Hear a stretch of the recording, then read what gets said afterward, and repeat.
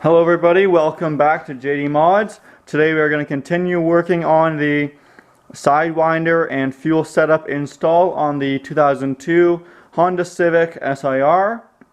This is of course the EP3 hatchback edition, but it has been swapped with a K20 motor, and recently I've installed in my last video the Sidewinder turbo kit, and to support that big turbo kit, today we are going to be doing a return fuel setup, because usually these are return-less.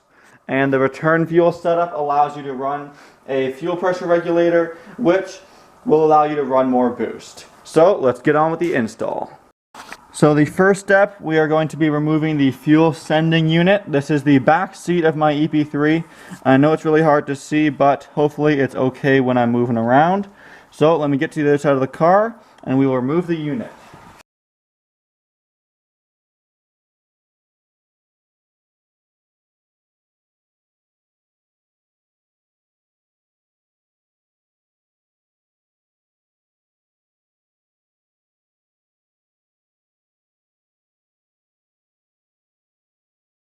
So I was right to remove the seat. There was one bolt screwing it to the floor just to the left of the center line of the car.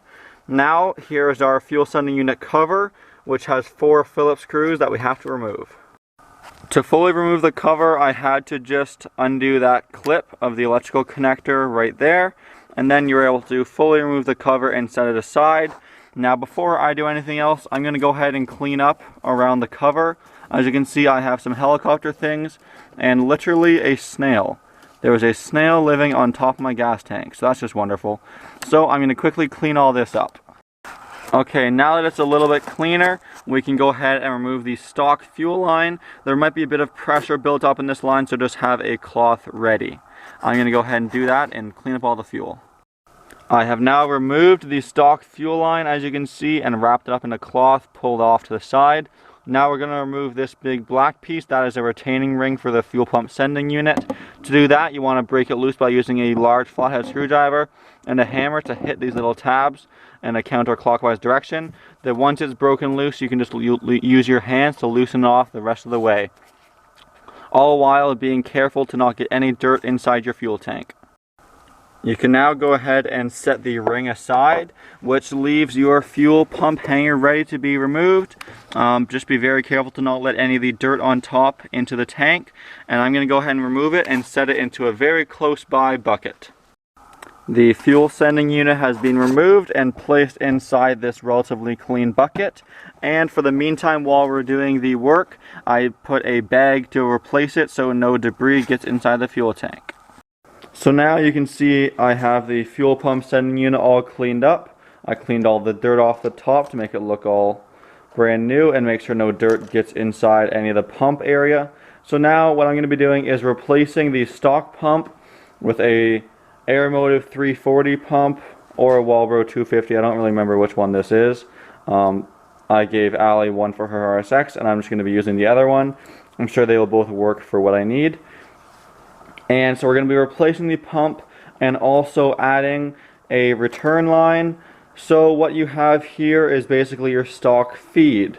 Now what we're going to be doing is using the stock feed as the return and adding a new fitting, a 6AN bulkhead fitting right here to be used as our new feed, so that we have a feed and a return line. Now what you'll need for this project, a few things. You'll of course need your aftermarket pump. You will also need a 6AN 90-degree bulkhead fitting, the nut, the nylon washers. You'll need a 6AN to a barb fitting, some submersible 50 psi EFI hose, and then just a few hose clamps. Now I've done this in Allie's RSX before, and I'll show you guys a bit of the detail, but I will also post an amazing write-up on Club RSX down in the description below, and he goes over everything to make this pump into, this sending unit into what it needs to look like when you're all done. I'll still go over some small details on video, but for the full write-up, please go see that article, because I cannot take full credit for what I'm about to show you. First, I'm going to go ahead and take it all apart and replace the pumps. So once you crack apart the two halves, undo some wires and hoses, you will find the old stock Honda pump. There it is right there in some padding and with its massive filter. So we're pretty much going to go ahead and replace that small pump with the larger pump shown here. The write-up yet again does a great job of this, so I'm going to do it off camera to save some time and explanation. It is fairly straightforward, which is why I'm also not explaining it. Pretty much I'm just replacing this pump for that pump. We're going to be using the Honda filter, mind you, not the Walbro filter. As you can see, it's on a separate angle. Then just pretty much plugging that pump back in, reconnecting the wires and the hoses. I'll show you when it's all together. So there is the fuel pump hanger. My new pump is in there. This is going to be my new feed hose that's coming off of the pump's outlet. I'm going to have to plug the pump back in, but first I'm going to go ahead and put the whole unit back together, and then we're going to work on the bulkhead fitting and the return line in tank. Now what I did is separated the top half of the hanger by undoing all the electrical and the hoses from the bottom half so that we can easily install our bulkhead fitting. So the first step to installing the bulkhead fitting is deciding where you want it. And so pretty much the bulkhead fitting is installed with this nut right here. And the only spot it really fits is just in here. And you can see when I place it in there, it's a pretty much exact super snug fit. So that is where we're going to be installing it, and if I flip it over, it's right around here somewhere, but you can see there's a little nubbin on the end of the plastic. So I'm going to go ahead and use a knife and a Dremel and shave off that plastic part, and on the inside there's a bit of webbing. I'm going to go ahead and try and cut that off as well to make two perfectly flat surfaces before drilling. The bulkhead fitting has been installed. As you can see, I clocked it in that direction, as I'm going to be using a 90-degree fitting as my feed line. As you can see, I used two nylon washers, one on the top, and then there is the nut and one nylon washer underneath that nut. So there is the bulkhead fitting, which I will now use as my feed line. So now I'm going to go ahead and put this top half back with the bottom half and run the lines.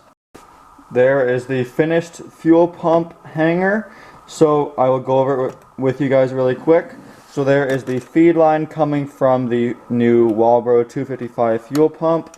That I tried to do as tight as a loop as possible, and that then goes straight up into the Vibrant 3/8 barb to 6AN. And to tighten that down, I actually had to make my very own wrench. As you can see, I got a nice and thin one, as it's super tiny space to work in. And that of course goes to the 90-degree bulkhead fitting, which will go into my filter and my rail, which I will show next.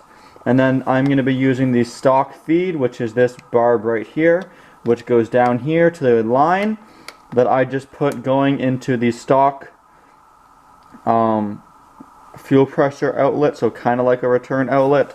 And that pretty much just swirls it around the bottom, which I believe helps to also cool your fuel pump, which is a nice little trick. Now I've heard one other thing. Some people will cap this off to avoid losing fuel pressure, is what they call it. But I don't really understand what the point of that is, because my feed line just goes straight out to the bulkhead fitting. So I'm not going to do that, just to save a bit of work and clutter in my fuel tank. So now I can go ahead and reinstall this hanger. There is the sending unit put back into my fuel tank. It fit in very nicely once it got in there, but those extra fuel lines does require some massaging to make it fit in. Now, as you can probably see, that's a little bit better. There is the bulkhead fitting for my new feed, and I've just roughly put on a 90-degree fitting, and that is going to be my feed line. So now I have to go under the car and run my Vibrant hose to my Vibrant 90-degree AN fitting, and run a line all the way from this fitting to my fuel filter in my engine bay. Before running the lines, I quickly installed the fuel pressure regulator, the filter, and an adapter on the firewall. I'll see if I can show it for you guys. So on the stock fuel feed, nope, don't think I can see it from up here super easily. There it is, the black one right in the middle of the screen. That is a 1/4 inch SAE adapter to 6AN. I will show you guys the Russell part number for that in 1 second. And then I have my fuel pressure regulator with 6AN fitting set up on the shock tower. Then I have the filter zip tie mounted to the firewall. So my first line is going to be going from the inlet on the fuel filter to that bulkhead on the fuel tank. And to do that, let me show you guys this. I'm going to be using this Vibrant Performance 6AN braided flexible race hose, as they like to call it, and the respected fittings. All these straights, 90s, and a couple 180s. So I'm going to go ahead and make those lines off camera because they're pretty straightforward, and I'll show you when they're done. But while I have you, like I said, I would show you guys the part number for that fitting to adapt the stock feed to 6AN. There it is, 641303 by Russell, and it is called EFI adapter, 1/4 SAE, 6AN male. Anyway, I'm going to go ahead and make those lines now and show you when they're done. There is my nice 6AN line on the end of the bulkhead fitting, and that 90° goes to a hose which then travels underneath my car, and it travels with the stock fuel lines just along the bottom of the car, and then it comes up into the firewall just behind the steering rack. You can see it comes out just behind the valve for the heater core, and then goes to the fuel filter, which is just over there. I decided to move my fuel filter from my firewall because directly below the old mounting location is my manifold, which could obviously cause a fire. So I'm just going to have it floating in the engine bay off to the side away from the manifold. So now I'm going to run the rest of my fuel lines.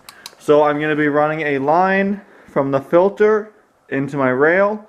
The next line will be going from my rail into one end of the regulator. Then finally one from the regulator to the stock feed, which is now my return. So making lines is a pretty simple process. I'm not going to cover it in today's video, but I'm going to do that now and show you guys the final product. So I just finished off the fuel lines, and I will go through them very quickly with you guys. So the first line goes all the way from the bulkhead fitting to my fuel rail, or sorry, my fuel filter right there. So it is a 90° going into that fuel filter. Then you can see the straight fitting coming off that I have zip tied to a brake line, and that straight fitting comes all the way over here around on top of the fuel rail, and then into that 180° fitting into the end of my rail. So that is my rail feed. Then as the return, I have a straight fitting coming off this side here. The straight fitting, I used a little hose separator to keep the two together. Then goes into the side of my fuel pressure regulator. And then the return of the regulator is on the bottom, which I did a 90°. It's pretty much impossible to see. 90° off the bottom, all the way across the firewall, into the 180 red and blue, going into my stock fuel feed, which is now my return, which sends it back to the tank. So there is my fuel setup. I hope that all made a little bit of sense and helps anyone out there trying to do theirs as well. I've already tested the pressure by priming the key to the on mode and letting the fuel pump cycle for around 2 seconds. If you have K-Pro like me, you can adjust it or even leave the fuel pump on continuously. And I did that around 2 hours ago, and you can see it is still holding around 10 psi in my fuel rail, which is pretty nifty. So it's probably slowly leaking either at the tank, hopefully not an injector, but it's probably slowly going back through the pump. That happens sometimes because the check valve breaks down. But that is the return setup. And now that my return setup and my turbo setup's done, I have to do a few little things to clean it all up. And hopefully my next video on my EP3 will be dyno tuning.